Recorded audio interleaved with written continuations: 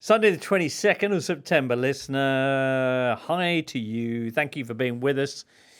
Totally Football Show today has got Adrian Clarke. Hello. Fresh back from the Emirates. Emotions all over the gaff. I'm going to try to keep them under control. Duncan Alexander's. Hello. Fresh from an emotionally charged viewing session of the big Sunday game. Very, very much so. Yeah. And Daniel Storey. Well, what haven't you been doing this weekend, Daniel? I was at Preston Blackburn for a 0-0 in which both teams had a player sent off and a Preston player has been accused of biting a Blackburn player. So that was my lunchtime. There you go. And his as well by the sound of it. There you go. It was, of course, the weekend of Man City Arsenal and Arsenal Man City in the women's. We'll be hearing about that a bit later on. Both games ending 2-2, although that barely scratches the surface of the immensity, the epic storyline that we witnessed at the Etihad. To quote Peter Drury, a curious and engrossing game unlike any you've ever seen, which may sound hyperbolic, but it kind of felt right at the time. Duncan, you said get this game a moniker and a Wikipedia page, which is the same concept, really. Yeah, I mean, I would take issue with Peter Drury's claim that we've never seen that sort of game before. It very much reminded me of the Chelsea Champions League semi-final at the Nou Camp in 2012. Right. But I might have enjoyable. misquoted Peter. Right, well, you know. Yeah. It was an extraordinary affair, which we'll be digging into a bit in the course of today's show. I should mention, Adrian, that you'll be doing a handbrake off live for any Arsenal fans out there at the Leicester Square Theatre. That's Tuesday night. Monday night. Monday. Yeah, I hope it's on Monday because that's. No, you're right. I've got my diary, but there are unbelievably a few tickets, not many, but there is a few tickets left. So if there's any gooners out there want to come along, it'd in be the fun. Leicester Square Theatre area, and you feel. I mean, anyone who does go should be aware that if at the interval they should, not dilly-dally because you can get booked for delaying the restart. Ooh. Only on an Arsenal theatre show, not on any other club show. Yeah. That's enough. Let's have a look at the results. Going into Sunday, there were only 4 unbeaten teams left in the Premier League. They all played each other. They're all 4 still unbeaten, of course. Man City and Arsenal, that ended 2-2. Arsenal defending with 10 men against one of the best teams in Europe. A 2-1 lead up until the 98th minute when John Stones. Earlier, Brighton and Nottingham Forest met down at the Amex. That also finished 2-2. In the early game on Saturday, it was stop hammer time for Chelsea as they waltzed past West Ham 3-0. Game ending amid boos for the home side. At 3 o'clock, Spurs and Villa both won 3-1. After going a goal behind, Villa's victory came in their derby with Wolves, and it plunged Gary O'Neill's side to the bottom of the table. Spurs, meanwhile, came back at home to the Bees. Fulham were also 3-1 winners on Saturday against Newcastle. The Magpies thus blowing the chance to go top of the league. Elsewhere, Liverpool beat Bournemouth 3-0 at Anfield. Everton let a lead slip again, this time at Leicester, but they at least picked up their first point. That ended 1-1. Same scoreline for Saints and Ipswich on Saturday. So all 3 promoted sides and the Toffees still without a win. Also still winless, Crystal Palace, who had a goalless draw Saturday evening against Man United. So, for the first time in English top flight history, Duncan, as many as 6 different teams have gone without a single win in their opening 5 league fixtures. 6. Yeah, it was a Alexander exclusive during the Palace, or just before the Palace Man United game. Since been picked up elsewhere, but yeah, are they sponsored? Your exclusives? Nope. Hashtag no ad. So yeah, I mean, it's not the most exciting stat in the world, but I think it does kind of point to a. What does it point to? Well, a slightly troubled start to the season for quite a few clubs, and we expected the promoted teams to maybe start slowly, but I don't think anyone maybe saw, Palace or Everton, or particularly Wolves maybe, although a few did tip them to struggle. So. Okay. 6 teams without a win, 4 teams without defeat. Which I was going, okay. Well, 2 of the 6 that haven't won a game. No, I would just say, 6 teams without a win, 4 teams without defeat, and we're going to begin with 2 of them, of course. Man City and Arsenal next. 98th minute there, bedlam at the Etihad as John Stones rescues a point for the Premier League champions. What an extraordinary match this was. And a game very much of 2 halves. The first half, a well-balanced and thoroughly entertaining clash lit up by that magnificent debut goal from Calafiori. And then after the Trossard red, it became a footballing Helm's Deep, a Rorke's Drift, if you will. Arsenal, 45 minutes plus stoppage time, a man down, with David Raya pulling off miracle after miracle. City, 28 shots in the second half, 28. Is that a record, Duncan Alexander? It equalled a record in the Premier League. Did it? Yeah. Woo. But if you look at the XG, they put it on screen just before the equaliser, and it was, I think at that point, 24 or 25 shots, and the XG was like 1, which kind of proved what we all saw, which was Ruben Dias having a lot of shots from long range and not really doing that much with them. Right. Handbrake very much on for Arsenal. How difficult is it? Have you been in an analogous situation, Adrian? How difficult is it to kind of defend in that manner? It is. Yeah, I've obviously been involved in 10-man teams that have played against great teams, not as good as Manchester City. I would imagine that is as hard as it gets, really. It was an immense challenge for the team. It was interesting that Mikel Arteta went with 5-4-0 because there was no outlet. They were completely pinned in, but he was prepared to accept that in the bid that they could hold City at bay. And what makes it so difficult is that you always have to be thinking about your position, where your position is relative to the ball, when to go and press, when to stand, when to shift sideways. And that just whacks you out so much. To spend a whole half without the ball is mentally grueling. And I was very proud of the team. I thought it was a colossal team effort and a massive step forward, even though it's not the result Arsenal wanted. It's heartbreaking to be denied a famous win in the manner that they were. I think it's still a major step forward. They've gone and held City. And let's be honest, City were pretty clueless.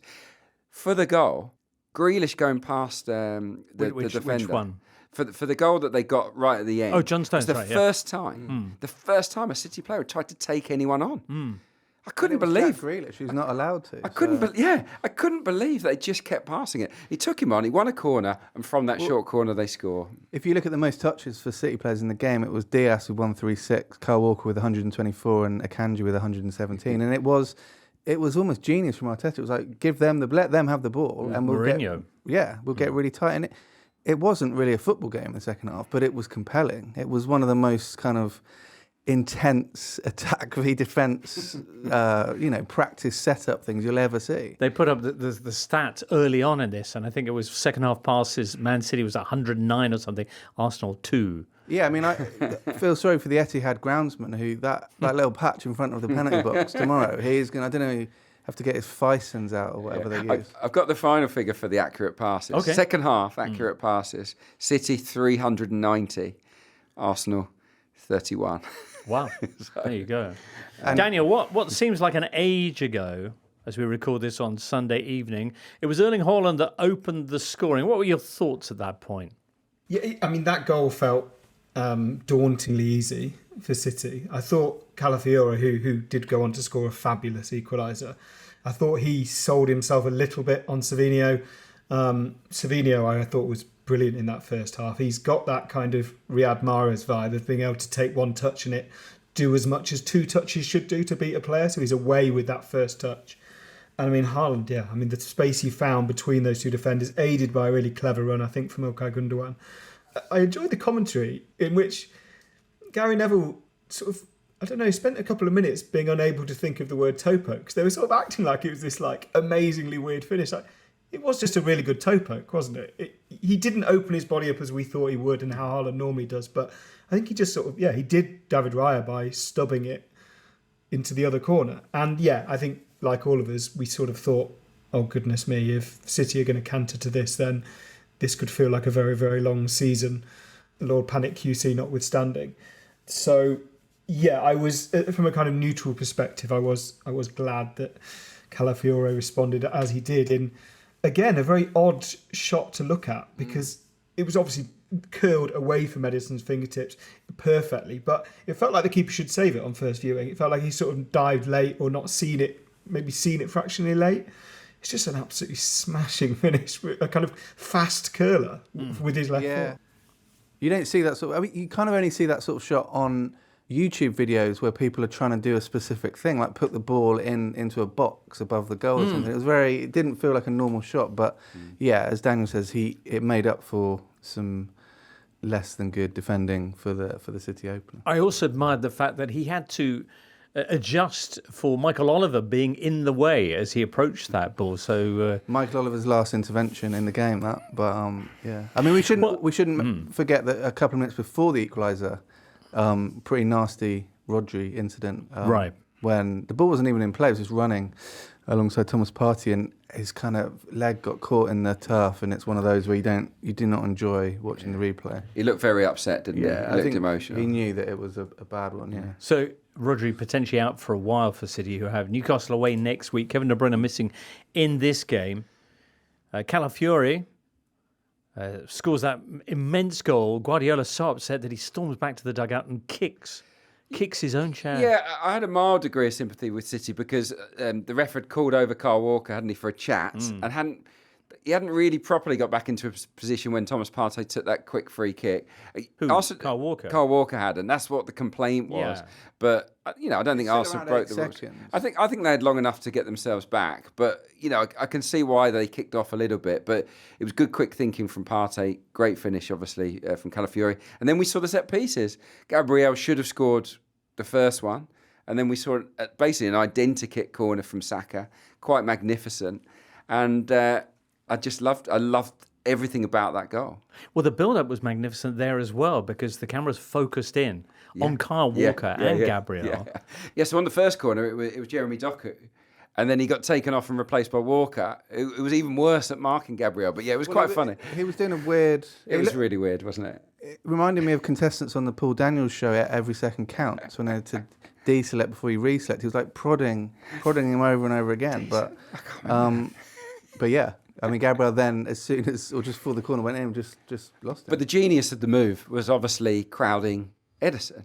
Right. Again. So you saw Gabriel Martinelli come from the back post so Arsenal stopped putting Ben White on the toes of the goalkeeper, and now they're basically making a last-minute dash into the goalie's domain. We saw it at Spurs, plonking themselves in a spot where the goalkeeper is sort of pinned in a little bit, not making a foul, but just literally standing in their way. And I thought it was really, really clever. The timing of everything about that corner was perfect. And at that moment, you thought, "Wow, this is the moment Arsenal have really arrived." And yeah, little did we know what was going to come. What was going to come. Just on that goal, since the start of the 2021 season, James Benge of ESPN writes, Gabriel has scored more Premier League goals from corners than Man United have.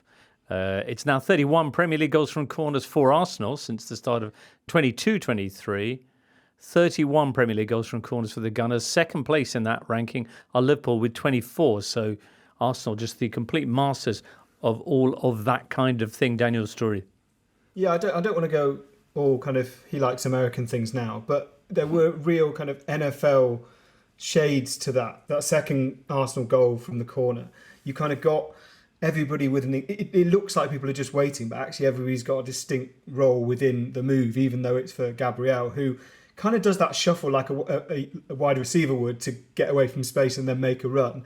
And then you've got those kind of pass blockers or rush blockers stopping Ederson from getting anywhere. And I thought it was interesting that they looked, as they always do, they looked at the goal to see if there was a foul. And intrinsically, I thought it was so easy that maybe there was some holding, not just blocking. Actually, it's just brilliant standing in a place and refusing to budge, which you don't have to do. I mean, Gabriel is what, a yard and a half from the line when he makes clear connection with the ball. I know Kyle Walker was, got some flack and was really muttering to himself, it's my fault. But I think even if Gabriel had got the steal, I don't think Walker beats him in the air to that ball anyway.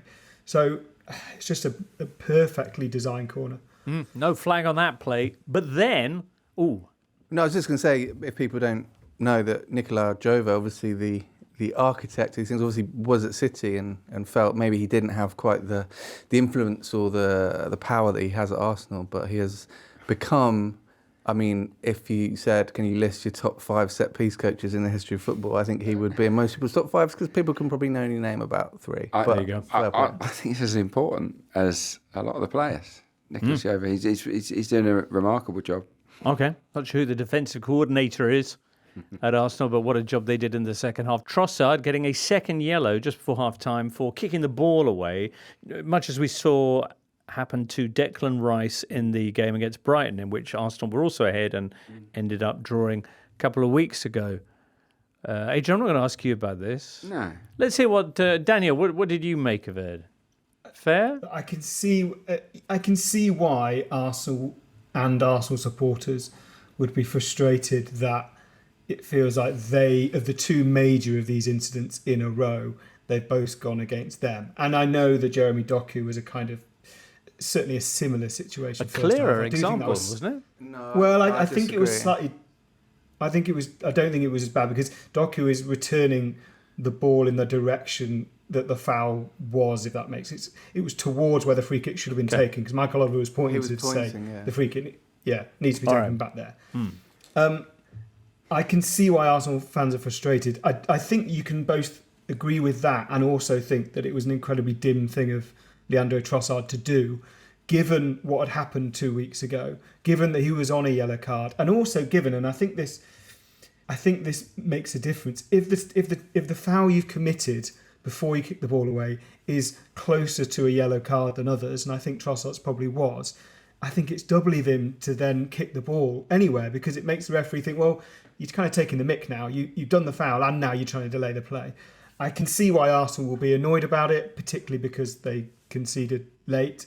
I actually thought, kind of semi-moving on from it, I actually thought before the goal I was going to come on the show and say Arsenal were better playing with 10 than they were with 11 because it almost made them one-dimensional. And what they're really, really good at now is giving teams lots of shots of very low-quality chance, which is what Manchester City were forced to suffer with. Obviously, then concede very late on and that narrative completely changes and makes it sound silly. But I do think, I can see why they're frustrated because it's happened again. But I also think it was pretty stupid of Trossard to do it. And I think that there will be a point in time when Mikel Arteta has a word with him and says, maybe that wasn't the brightest idea just before half-time. Does it completely change the narrative, the fact that Stones scored late, or do Arsenal actually come away from what was a terrifically arduous week with Spurs and North London derby, Atalanta on Thursday night, and then this, without having lost a single game? Yeah, we'll go back a bit further. The first three away games in the Premier League were Villa away, Tottenham away and City away, and they come out with 7 points. I think if you'd offered Mikel Arteta that at the start of the season, he probably would have taken it. I think, obviously, when you put a rear-guard action in, Helms Deep-esque, as you said, and then you concede right at the end, it does feel a little bit like a defeat. But I think as time passes, it will feel more like a point gained, I think. Yeah. I don't really want to talk about it because I don't want to get myself into trouble. But why? I just think it's if we want. I'll say it for you. This war on delaying restarts. It's a strange sort of hill to. But the other option is to not sanction people who do that, and then do you not just? But then you're gonna you should be. I'd hate to see a situation where a team would be kind of just wasting time by pulling off kind of dark. And I wouldn't want that either. But you wouldn't want to see that, would you, Adrian? I wouldn't want to see that. But what I would want to see is if zero tolerance is applied to one team, I would want it to applied to every single team and every single player that does it. I agree with you. The other thing that I would just want to reference is that Howard Webb did go on record as saying last year when Kovacic fouled Ødegaard quite badly from behind. He said it was a mistake, but he also defended the referee in a way because he said that Michael Oliver didn't want to have a negative impact on the game by overreacting, and that was the justification for pausing, taking a breath, and not making that big call. Today, he could easily have done something similar, and he chose not to, and that is greatly frustrating. I mean, the counter-argument would be that at the start of the season, referees were told to, crack down on that. I mean, I think the gap between the foul from Trossard and then him kicking it, that feels to me like it was very short. It wasn't like he looked round, saw the free kick had been given, and then smashed it. It was kind of almost one movement. You could make the case that he was so committed to the act of kicking that even though the whistle happened before his leg had connected, I felt that. Yeah, could. Yeah, I mean, dark arts. A lot of charges about dark arts afterwards for Arsenal's behaviour in the second half with the cramps and the other things. Yeah, I mean, I wouldn't be surprised if they did have cramps given the intensity at which they defended. But I think every club does this, and I think where people get a bit lost is thinking there's a conspiracy against a particular club. I think that's clearly, if you watch the Premier League as a neutral, which You're I part do, of it, aren't you, Duncan? yeah. I'll be back. Just got to get off to Stockley Park. But yeah, all clubs have decisions that go for them, and all clubs have those that go against them. So, all right, there you go. Arsenal will now have 4 home games in a row in all competitions to rest their weary legs a little. They and City will both be in Carabao Cup action, third round, of course, of that competition, the second half of it, this midweek. City will be hosting Watford on Tuesday. Arsenal will get a visit from Bolton on Wednesday. There was another game played on Sunday. It was Brighton 2, Nottingham Forest 2. Who remembers what happened in this? Daniel, I imagine you didn't see this because of your Blackpool. Yeah? I did. Did you? I saw most everything. of it. My game was at 12 o'clock, so Oh, right, okay. I saw most of it, yeah. Well, did you see Chris Wood opening the scoring up? Yeah, I saw him open the scoring and take penalty duties off Morgan Gibbs-White, who, if you look at the replay closely, celebrates Chris Wood's scoring before he's even finished his run-up for the penalty, which is the sort of confidence I like to see in a Forest player. It's a brilliant result for Forest. They kind of had a sort of mad 5 minutes where they failed to mark Jack Hinchwood in the area and then allowed Danny Welbeck to score his first ever free kick goal, I'm led to believe, by putting the wall one side and then the keeper that same side, and then Welbeck not even having to put the ball in the corner, which was slightly galling. But I am an eternal Nottingham Forest pessimist, but I have to admit that watching this team, it feels like they are the kind of mid-table, we'll have some fun and see where they end up team at the moment, which is pretty remarkable 5 games into a season in which, let's remember, they were 4th favourites for relegation after the 3 promoted clubs before a ball was kicked, and now they're unbeaten after 5 games and things are really looking up. Currently in 8th spot, only 2 points off the top 4, for what that's worth. All sorts of excitements at the end of this game after Ramon Sosa scored his first Forest goal, making it 2-2. Morgan Gibbs-White gets sent off, and then both managers go as well. It's an interesting decision. I don't know the protocol, I have to say. I think I know it, and I think in my mind that protocol wasn't followed. What happens is Morgan Gibbs-White makes a foul, and the referee gives a throw-in and then kind of makes the ball gesture as if, say, you won the ball, at which point Morgan Gibbs-White celebrates making the tackle and kind of cheers with a Forest teammate. And the next thing you know, he's getting shown a second yellow for that foul, which I can only assume it was right near the touchline. I can only assume an assistant or 4th official had seen something different.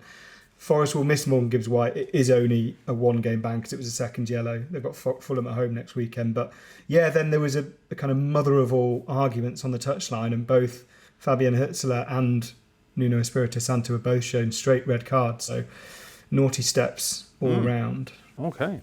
Duncan? yeah, just want to point out that in all the action today, Wood scored one more goal than Timber completed passes. So for Lumberjacks out there, it was a very surprising turn of events. Okay, on that note, we'll pause for a second of reflection, after which let's get some of your questions and hear about what Chelsea and Liverpool got up to the weekend. Totally Football Show European Edition is going to be with you on Tuesday afternoon this week. Listen, I hope you can hang on for that. It's going to be a good one. We'll be talking about the Milan derby on Sunday night. We'll also be hearing about events in Germany, which continue to surprise and amaze us. Massive defeat for Borussia Dortmund, who shipped 5 this Sunday. Vincent Kompany's Bayern, meanwhile, beat Werder Bremen 5-0. Add them up, listener. That's now 20 goals that Bayern Munich have scored in their last 3 matches. No Bayern manager has ever begun his tenure with as many goals at this stage of a tournament. There'll be Ligue 1 chat, there'll be Liga chat as well. We'll be hearing about the Galatasaray-Fenerbahce game as well, which was a bit tasty on Saturday night. Here's a question about the Premier League, or in fact 2. FPL Banger Podcast says, Luis Diaz is 3 goals away from matching his tally for the entirety of last season. What's changed? ? While Kjetil Diversnes says, when will David Moyes be back at West Ham, before or after Christmas?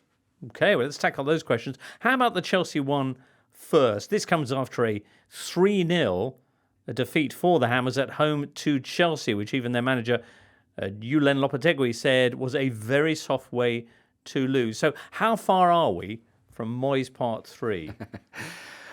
I don't think they'll go there again, genuinely. I don't think they will. Moyes wouldn't go back there either, I don't think. Would he? I don't think so. But what I can say is that Julen Lopetegui has got off to a truly terrible start. West Ham fans are looking, they've had a great transfer window. Everybody's excited. There's a real feel-good factor around the place. And then he sets up almost as cautiously as David Moyes, tactically.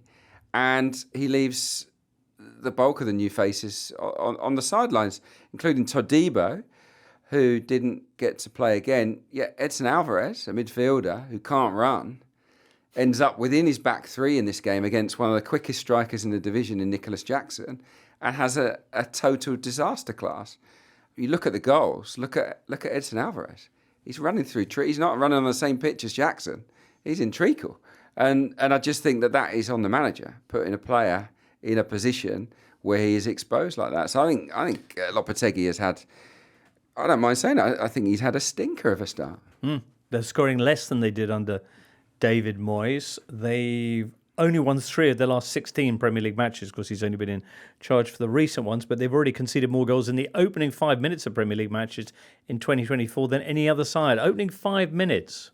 Keep it tight, lads, for the opening 4 minutes. I mean, I sort of agree with Adrian, but if you're going to change from David Moyes, they've kind of gone for the Euro Moyes in some ways. It's, it feels like if the next change, if and when it comes, might be to a slightly more stylistically different manager. And as I posited in our season preview, there might be one the other side of London at some point who might have got his team off to a good start. So, yeah. That's Marco Silva, everyone. If you're not a long-term listener, Marco Silva will be appearing later on in today's show as well.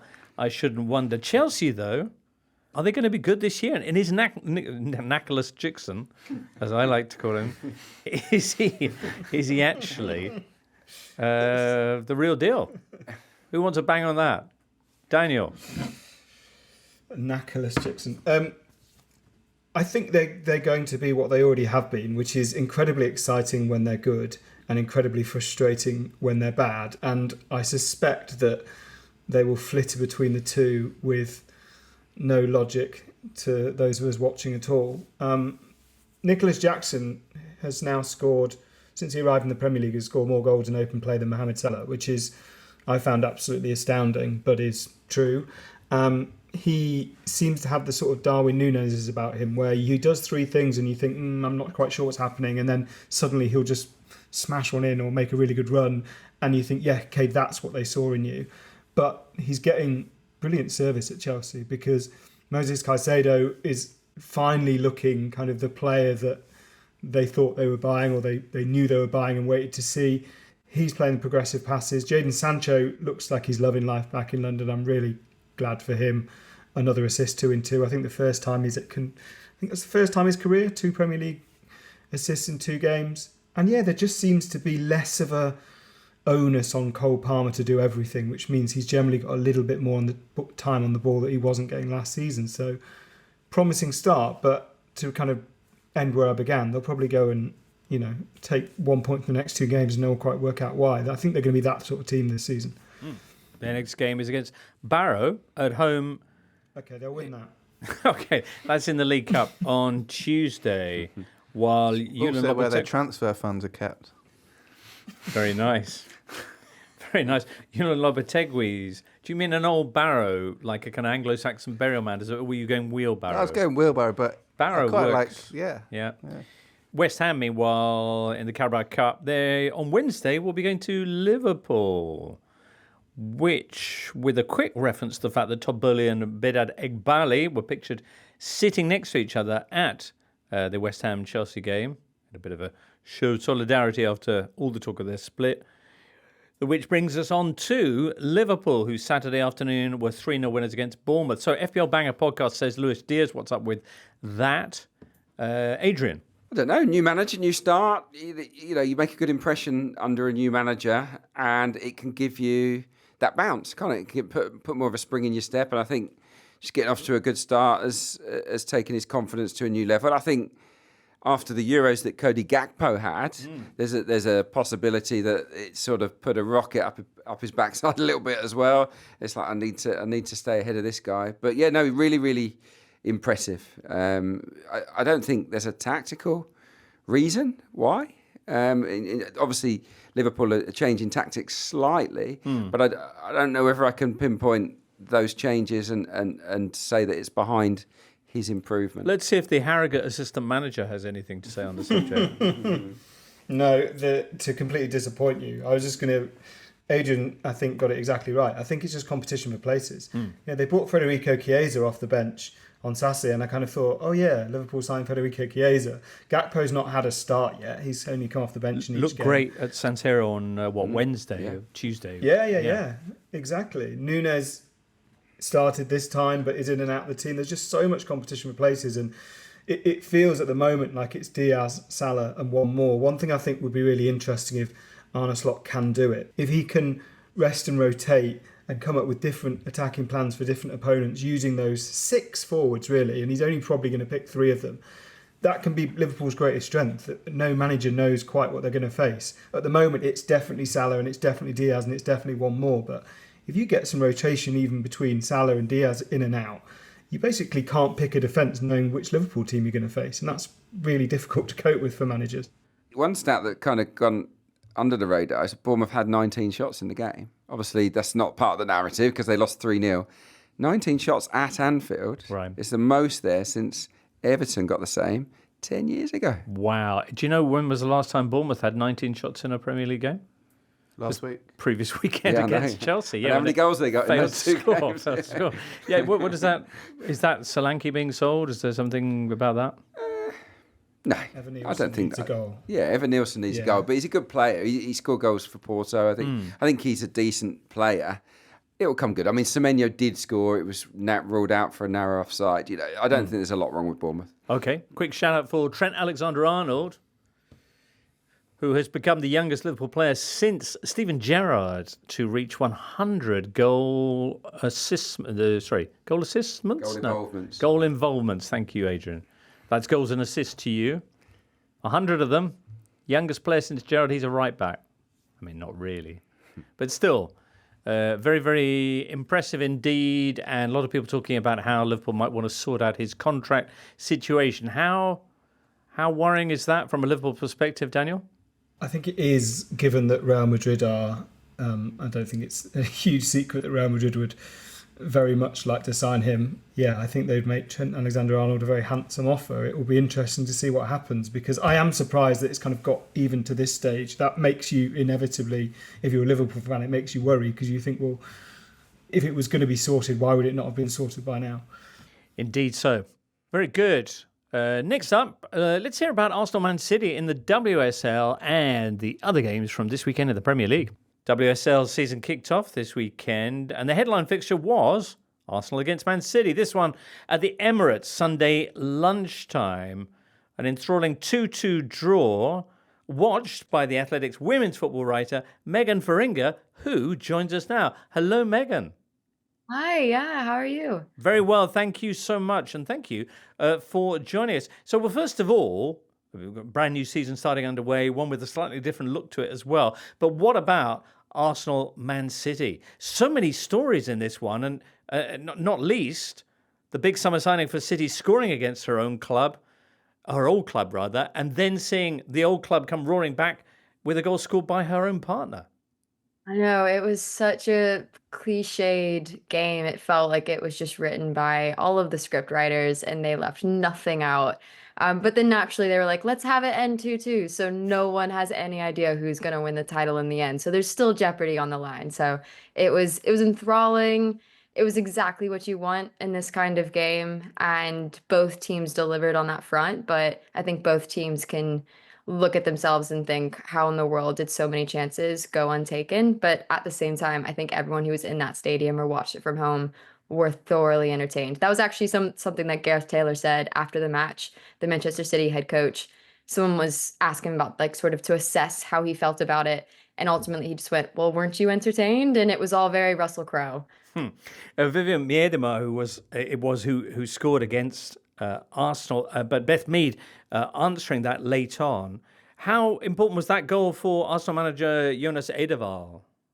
Hugely important for Idevall. I think for him especially, there was a lot of eyes on his decision and the club's decision ultimately to let Miedema go in the summer, and to have potentially Miedema score a goal that then inspires Manchester City's comeback against Arsenal at the Emirates. Naturally, the narrative is Idevall's made a mistake here. His attack couldn't convert when they needed to, and then, the former star for them, the WSL's top leading goal scorer, goes and does it. Like, it just sort of writes itself. So for me to come and sort of rescue that point for Arsenal, I think just make sure that narrative stays in a box and it isn't touched. But honestly, Arsenal were the better side here. They were the better team.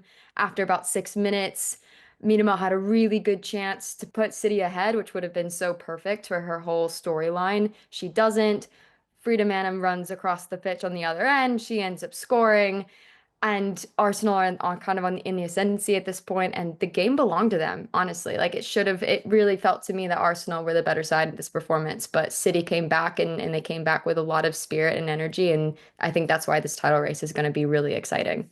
Beyond Arsenal, Man City, many changes this season in the women's game, not least the fact that Chelsea are starting a campaign without Emma Hayes in charge. So tell us about Sonia Bonpastor and how she got on in her debut match. She did well. She got a 1-0 victory over Aston Villa, which is exactly what you want to start your campaign. There were moments that maybe weren't totally convincing, but this is also to be expected. This is a new manager in a very tough league. She's also had players that she's never worked with before, and this is a squad that is under construction. There's a lot of players who are missing. Sam Kerr is still out with an ACL injury. Sophie Ingles just been out with an ACL injury. There are a lot of players there that maybe should be in the starting 11 that aren't. So for Sonia Bonpastor to come in, get a win from the start, that's a pretty big statement from her and Chelsea to say, we're still in this, don't count us off yet. And for me, Aston Villa equally made a statement. They've got a new manager in Robert DePaul, who was on the touchline, obviously, on Friday night. And I thought that they gave Chelsea a really, really hard test. And I think they'll be taking points off a lot of teams. Do you think that Chelsea are still the favourites, or have you got your eye on somebody else? I personally think that this is Manchester City's season. And I say that even after watching today's game. But I just think when you look at that squad and you look at the talent that's there, it's really hard to look past that. I think if the chemistry between Bunny Shaw, Vivian Miedema, Lauren Hemp, Jess Park, I think if that can be found and really worked on, I think Manchester City are going to be one of the most fearsome sides in the league. But Arsenal and Chelsea are still right there. I think it's going to be probably the title race for the ages. Megan Feringa. Speaking of non-Premier League things, Daniel, quite the week you've had in which, as part of your Doing the 92 series, you went to Harrogate Town for their game against Doncaster, I think it was, and were the assistant manager for the game. Yeah, I think that's a fairly generous sell. Was this like when Jimmy Hill kind of put his hand up when the linesman did his hamstring? Yeah, it was more Jimmy Hill chinny recon, I think, than Jimmy Hill assistant manager. I was sat on the bench for the game, which was brilliant. I was shadowing the manager, Simon Weaver, for the day. It was kind of one of those dreams for this project, and the fact that he and Harrogate agreed to it was magnificent. It made it an incredibly special day for me. But yeah, so I kind of shadowed him all day, was in the dressing room, the team talks, was expecting to sort of slope off to a seat in the stands and then catch up after the game. And he sort of had a quiet word in my ear and said, if you put on this long coat and don't argue with the fourth official, you can sit on the bench next to us. So yeah, they're sort of high-fiving subs. I don't think I've ever felt like more of a fraud than when high-fiving a sub as he walked down the line when he came on. But it was brilliant. And they beat top of the league, and the way he talked about them scoring the goals before the game is the way it happened. So pieces don't always work like that, but when they do, yeah, they're pretty good to do. Did you find yourself getting all partisan, like having a pop at the lino for decisions and things like that? Did you feel like you were town, born and bred? Do you know what? I knew I couldn't argue with any. I knew I couldn't make any noise. So what I did is I forced myself to be the kind of unappointed designated clock watcher and kind of nerve haver. And I said to Simon after the game, like, I don't know how you do it. For the last 20 minutes, I don't support Harrogate. For the last 20 minutes, all I was doing was watching the clock. And he was like, yeah, that shows you the amateur. If you're looking at the clock, that means you're not thinking hard enough. And I was like, you're absolutely right. You're absolutely right. From the whole day, because you spent the whole day with Simon Weaver around this game, no? What was the biggest surprise that you had, or what was the biggest revelation about the life of a football manager? I think, do you know, in terms of the life of a football manager, it's just the relentlessness of it. It's all you're allowed to think about. He went to play, because it was a Thursday night game, which is unusual, he got time to go and play golf with a couple of his coaches in the morning. And he said he turns up at the golf course and there's people saying, are you not preparing for tonight? And you think, yeah, I am, but I am also not a football manager some of the hours of my life. It is an absolutely relentless job he's doing. He's also, Duncan will caveat this, but he's also the longest serving manager in, I think he probably is the longest serving manager in English football. Certainly of the current EFL managers, he's like 7 years over everyone else. He's been in charge for 15 years. So it's relentless and he's been doing it for a long time. Do you want to caveat that, Duncan? No, I think we shouldn't take away from Mr. Weaver's achievements. All right. For all of that, though, this was the best day of your career, Daniel. Yeah, it was amazing. I don't think I'll ever get that kind of access again to kind of do everything and to be able to sit on the bench. And we should say to be able to write that in the story rather than having to keep it secret. Yeah. Yeah, it was a great day. I mean, ironically, some of the worst days of Adrian's career were spent sat on a bench in the EFL. You're out of order. You can read more about that in The Eye, of course. Returning to the Premier League, Aston Villa had a good day on Saturday. Started badly against Wolves, their Midlands rivals, when Matheus Cunha whipped a right foot shot in off the post. And Villa were off to a first half performance so bad that Unai Emery swore on Match of the Day. It was amazing. Never seen that before. It was Never seen so it. good. I mean, it's literally after the watershed. They didn't need to bleep it out, right? Right. So. I suppose not. Still, it would have been a shock, especially because it came from Unai Emery. Doesn't seem that kind of manager. No. Anyway, they were still trailing with less than 20 minutes to go against a very disciplined Wolves side when Ollie Watkins levelled and then Wolves just kind of went up in a puff of smoke. Yeah, they collapsed a little bit, didn't they, Wolves? But yeah, the subs made a difference. He made some really bold changes in the second half. Unai Emery, he kind of did change the game with those changes. Duran partnering Watkins, we've seen it more often in the last 2 or 3 weeks than we had done previously. So you wonder, is he veering towards that? He's becoming harder and harder to leave out, isn't he? But for me, the real star of the season outside of Duran has to be Morgan Rogers in this number 10 role, because he's got the power and he's got real pace for a player that plays in that position.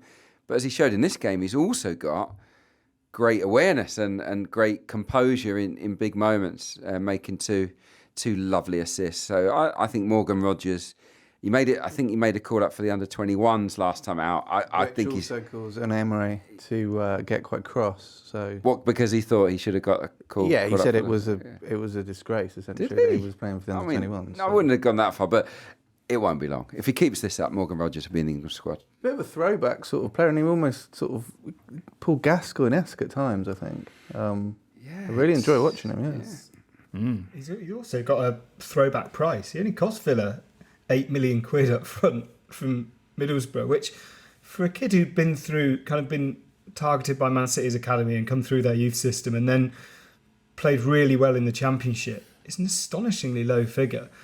Yeah, he, as Adrian said, it's knowing when to play the pass. That awareness of the timing of his runs and his passes is not like a normal 22-year-old with only one season of second-tier experience. Aston Villa there lying third, just a point behind leaders Man City, but behind Liverpool on goal difference and a point ahead of Arsenal. Quite the week they've had. They, of course, mourned Gary Shaw, the youngest member of the Villa side that won the 1982 European Cup. A few days later, they then made a pretty fantastic start to their first experience in Europe's premier club competition, the Champions League as it's now known. And since then, a 3-0, their victory away to Young Boys, and then get this derby win over Wolves. Wolves who go bottom. That's one win in 15 Premier League games since March. Vinnie McCartney says, are Wolves sleepwalking into a relegation fight? They're bottom of the table. And O'Neill, who's on a 5-year contract, I think, when did they give him that? It was last season or over the summer? Yeah, it was mid-season when he'd done quite well and Right. had gone on Monday Night Football and talked quite a lot. Yeah. Seems a long time ago. It does. They've had a tough fixture list, and they got 1 or 2 toughies to come, and then it should get a little bit easier. I think they'll claw their way out of it, but yeah, Gary's under a bit of pressure. Definitely. Indeed so. Used to ghostwrite his columns. We always like to mention that. Yep. That's it, yeah. So maybe I'm a little bit biased. I hope he does well. Okay. If you were writing in his voice now an excuse for being bottom of the Premier League, what would you write? Loads of tough games. There you go. Villa, I've got a trip to Wickham in the League Cup on Tuesday. What awaits them there, Duncan? And how did the Chairboys get on this weekend? Well, I was saying to Adrian before we came on air, it's a very different Wickham. Is it? Very different. We came very close to an 80% pass completion rate in the game against Cambridge. Yeah, you may make that facial gesture, but in a world under Gareth Ainsworth when very often they'd barely get over 50%. It's a stylistic change. So Okay, how did the game go? they won 2-1. Oh, yeah, nice. So yeah, in reasonable form, should be a good cup tie. Although the last time they played Fulham in the League Cup, Wickham were 3-1 up at half time and lost 8-3. So Wow. yeah, the old Wow. 8-3 defeat. Yeah, 3-1, a dangerous scoreline. yeah, Yeah. big time.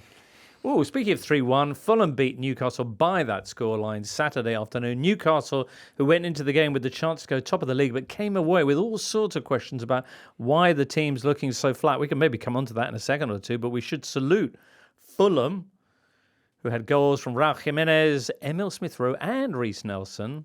They're now on a 4-game unbeaten run since that opening day defeat at Old Trafford. And Duncan, those who scoffed at yours, they'll be top 5 at Christmas prediction. Maybe. They Should look be, right, don't they? yeah, checking that table. Where are they now? Oh, they're in 9th spot. Not far off though. Has it begun? It's begun big time. I mean, they're a kind of an experiment in what you can do with players that have been deemed not quite good enough to play for Arsenal. Right. I mean, Smith Rowe is clearly a very, very good footballer, and if he stays fit, I imagine, yeah, he might even be looking at a move back to one of the big clubs at the end of the season. But I mean, they're just quite enjoyable, I think. It felt like this time last year, Marco Silva was a little bit, maybe did want to leave last summer, and last season just felt like it was under a cloud a little bit. Whereas this season, they almost feel like the most fun team in some ways. I mean, they will eventually open their stand with a swimming pool sometime in the 2040s. And yeah, I imagine hopefully they'll still be in the Premier League at that point. They are fun. Raul Jimenez's goal was desperately fun. That's his 8th in his last 9 Premier League starts. Adama Traore is now scoring and assisting 5 in his last 6 matches. Daniel, are you enjoying Fulham? Yeah, I just want to say on Emil Smith-Rowe, it's 3 years ago this weekend since he basically won Arsenal a North London derby by scoring the first and assisting the second at the Emirates. And he described that as the best day of his life. He got called up to the England squad and scored for England 2 months later. And it was sort of felt like him and, that was the champ, wasn't it, Adrian? Him and Saka. And they were sort of on that same pathway at that point. And injuries and form and more than anything, Arsenal sort of supercharging themselves while he was not there meant he kind of had to leave. But Fulham have got an absolute gem of a player. And I'm really glad for him because he's a worker. He's a good dribbler. He's been shown what he can be with England and with flying at Arsenal. And if he'd never quite got back to that level, it would have been a real shame. So yeah, I'm just chuffed for him and good on him for taking the plunge and making the move rather than sort of keep trying to persuade himself he'd get in that Arsenal team. All right. Any thoughts on Newcastle or just a bad day for them? Yeah, bad day. Bad day for Bruno Guimaraes. Obviously giving away. He had a tough time in Brazil, I believe, during the international break. I think he got dragged at half time. He had a really poor game. It's not going well for him, for his country, and maybe it's knocked his confidence a little bit. Obviously, a disastrous pass across his own box for the Nelson goal right at the end. There was obviously that big miss as well from Fabian Schär. When I don't know what Fabian Schär was doing there. Do you remember that Fulham tried to play out from the back? Leno went into Smith Rowe, which in itself was a bit weird because Smith Rowe it shouldn't normally be there. And then Fabian Schär wins the ball on the edge of the box and then contrived to miss. But yeah, I don't think too much is going wrong at Newcastle United. Okay. Yeah, they'll be. If Bruno Guimaraes can find his top form, then Newcastle will find their form. Is that important to them? All right then. Some other matches took place this weekend, and we'll be getting onto those next. Spurs beat Brentford 3-1 Saturday. Brentford, for the second weekend in a row, scoring after 23 seconds. That was the good news, Brandon Mbeumo's goal. But then it was all about Spurs, who bounced back. They'd had a week of grumblings off field, but lots of smiling faces after this one. Not least because Dominic Solanke, their record signing, got his first goal for the club. Also, Brennan Johnson scored, which was nice. He needed it, yeah. He'd had a lot of shots this season without scoring. Him and Kulusevski were in the top 4 for touches inside the opposition box, and neither of them had scored a goal. He's corrected that now. Now, I wrote a piece ahead of this game on Spurs and their issues breaking teams down because they have so much possession. And really, the bottom line, and the question I asked within the piece was, is this playing to the strengths of Son and Brennan Johnson and Solanke, who have all been at their best running into space, playing for teams that kind of counter? And in this game, all 3 goals came from turnovers or counter-attacks. So this is Spurs' strength. Get that right, and they will score goals regardless of whether they can't break opponents down. That's the key for me at Spurs, because they're deadly on those situations. 3.52 XG in that game, which is the most by any team in any game this season. So it was a decent day at the office, other than Vicario going a bit basketball at one point, which, yeah, just odd. It's just, we don't want to go Pogmole mania, but it is a bit strange how some things can be reviewed and some things can't. Indeed. Spurs' next opponent in the Premier League will be Manchester United, who strangely failed to match their 7-goal exploits midweek in the Carabao Cup when they took on Premier League opposition on Saturday away at Selhurst Park. They did dominate the Eagles for long spells but couldn't convert it, and in fact only emerged with a point from this game because of a stunning double save from Andre Onana. Now, there's been a lot of talk about David Raya's double deflection, double save away at Atalanta in Thursday night's Champions League match. Chris Cartwright says, ask Duncan if there's ever been a bigger week of double saves. Duncan, has there ever been a bigger week of double saves? I'll go into my big book of double saves. It's in my top 5. Yeah, it's definitely in the top 7. Seriously, there should be stats on this. What, double saves? Yeah. Nah, It's the next frontier. I think Game's gone, Onana's was better. Who's with me? I'd still say Reyes was better. No. Because a penalty is a clean shot. But and you could argue that Retegui's penalty was awful. He actually shot it. So Rea, I believe, was already diving, but because Retegui doesn't look up, he doesn't even notice that Rea's down on the ground and just kicks the ball into it. And then the header afterwards, as weak as anything. I mean, it's still. I salute his agility, right, in getting back up to make the second save on the weak header from Retegui. But what Onana did, I thought was extraordinary. Just stick up a hand. Onana was braver. Give him the bravery point. He stuck up a hand just in case. It was a brilliant save. I'm not putting it down. It's 2 saves though. Yeah, the first save wasn't. Kind of put it back into danger. I didn't think it was a great save, the first one. The second one's amazing. But he puts the right hand up and hoping for the best. The David Raya one has more physical exertion, in my opinion. I'm wrong, aren't I? I think so, but you won't be alone. Okay. Anyway, there you go. Selhurst Park's got a history of goalkeepers putting their right hand up and having mistakes. Duncan! What? Good Lord. I don't know what you mean. Yeah, you do. Well, I salute that. Palace haven't won a game yet. One of 6 teams in that position. 4 of the others faced each other in Leicester, Everton and Southampton and Ipswich. And those 2 fixtures ended 1-1. Most dramatically down at St Mary's when Saints thought they were on the verge of a maiden win. Only for Sam Morsey via a deflection, a big one as well, to equalise for Ipswich. Ooh, Tyler Dibling was good in this as well, wasn't he? Who's a Tyler Dibling fan? Daniel? Yeah, I am a Tyler Dibbling fan. He looks like he reminds me of Jack Grealish when he first broke through at Villa, in that he starts off the left, but he's able to he's just constantly looking to link play with one or two touches and get closer to goal and driving runs. He's excellent, and Southampton need him to be, because there just isn't enough unpredictability about that team at the moment, apart from him. So having an 18-year-old, Russell Martin spoke after the game to say we need to be patient with him and it's non-linear development, and those are all the right noises and highly appropriate. But he's also leading that team at the moment, so he needs to stay in it. And for Ipswich, Adrian will know this from EFL podcast, but this is what they did all last season, scoring late goals, comeback wins.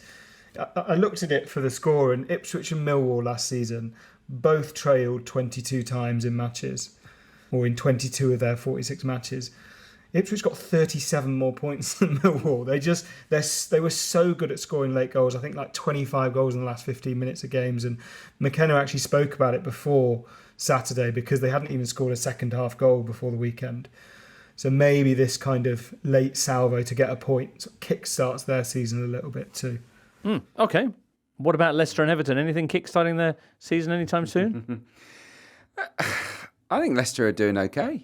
I really do. I've been quite surprised with them in a way. It's good to see Mavadidi contribute. He was a good player en route to promotion. Obviously scored the previous week at Palace. Got this one. It was a scruffy-ish goal. But look, they've scored in every game, haven't they, Leicester? And it's a good job they are, because I was looking at the stat. They haven't kept a clean sheet in any of their last 16 home games in the Premier League. So they need to fix that, because they can't always rely on scoring 2 or more goals to win games. Obviously, the big story here was the storm. It was a huge deluge and downpour in the second Hailstones. half. I don't know if it was hailstones. hailstones? But I don't think it was hailstones. It was just very powerful rain. Very powerful rain. Yeah, it was not someone pleasant. who lives about 15 miles away from the King Power, I thought our windows were going to break with the hail. Really? So, yeah, There were hailstones. Thunder hail, Okay. I believe it's called. Okay. What's the difference between hailstones and thunder hail? A lot more hail, a lot Right. harder, I think. From an Everton perspective, Sean Dyche needs to just play Iliman and Jai. Just play him every game, because it gives them something they didn't have before, and it's just a little bit of X factor, a bit of someone that's going to run at someone and make something happen out of nowhere. He was really good in this game, and Scored his debut Premier League goal for the Toffees. You mentioned Millwall and Ipswich and their ability to come from behind. Everton very much the kings of doing the opposite. They are, Duncan, are they not by some measure top of the points drop from winning positions table? Yeah, I mean, Everton have thrown away 8 points in the last 3 games. So, but if there was one manager I would back to handle Thunderhail topless in a field, it would be Sean Dyche. So you got to take your victories where you can get them. That's so true. If they hadn't thrown away those 8 points, where would they be? Level with Nottingham Forest And Brighton. Yeah. Well, that was the Premier League weekend. Matchday 5. We've got Carabao Cup coming up midweek. We've got Europa and Conference League. We'll be looking at some of those continental fixtures, as well as what's been going on in the various leagues around Europe in Tuesday's Euro show. And then on Thursday, we'll be back with whatever's happened midweek and look ahead to match day 6. Duncan. Yeah, I think it's interesting that the 4 Champions League teams this season are the top 4 now. Obviously, last year we saw Newcastle probably struggle to... I know, big caveat, it's very early in the season, but I do think that, yes, with a nod to Chelsea improving and even the mighty Forest and Brighton, but I do think those 4 are the most impressive teams in the league. So, yeah, it's quite interesting to see it coalesce that early. Okay, Man City, Liverpool, Aston Villa and Arsenal. The quartet in question. Adrian, anything you want to sign off with? There's another interesting pattern that developed ahead of the Arsenal game. Now, there was a change at half-time from Arsenal, wasn't there? So that means 7 managers made changes before or at half-time this weekend, which is probably a nod to... Well, it's a nod towards decisive management, but also a nod towards how good benches are these days. Is it also because it's taken a while for them to realise we've actually got 5 subs, so we can go early with some of them? Maybe, yeah. Like Well, you're limited, aren't you, to the in-game subs you can make in terms of windows. So, but half-time is an additional time you it's can an make additional one, isn't it? Yeah. So look, maybe they're just getting the hang of it. Maybe. But yeah, I thought that's good. I like a half-time decisive Do you? substitution. I do. Yeah. You ever get taken off at half time?